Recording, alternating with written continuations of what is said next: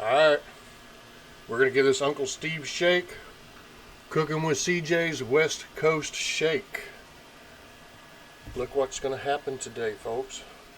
It's fajita time. Does this shake stand up to my original normal one? The regular fajita seasoning? We will find out.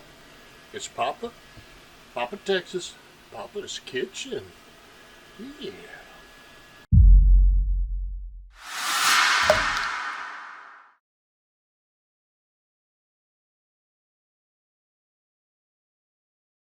Howdy folks, it's Papa, Texas.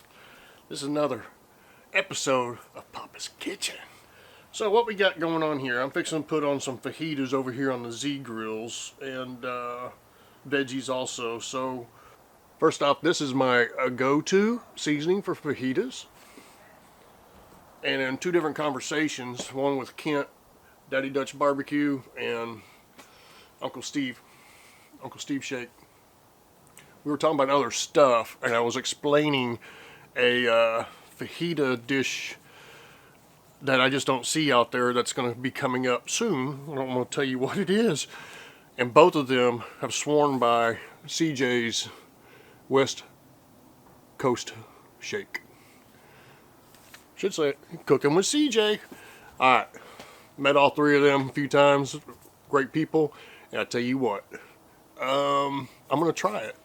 Before I do my surprise coming up in a few weeks from now, we're going to do this one up. I'm going to get it all together. I'll show you a little clip on the grill, but the main thing is what do I think about this flavor on fajitas? Skirt steak. Smells good. Let's verse it.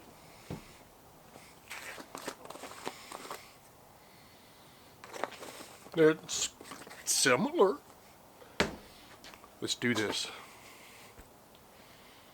Right there is why I buy a little bit more than I need so that I can trim off the thick fatty stuff. Yeah, that's what it looked like underneath.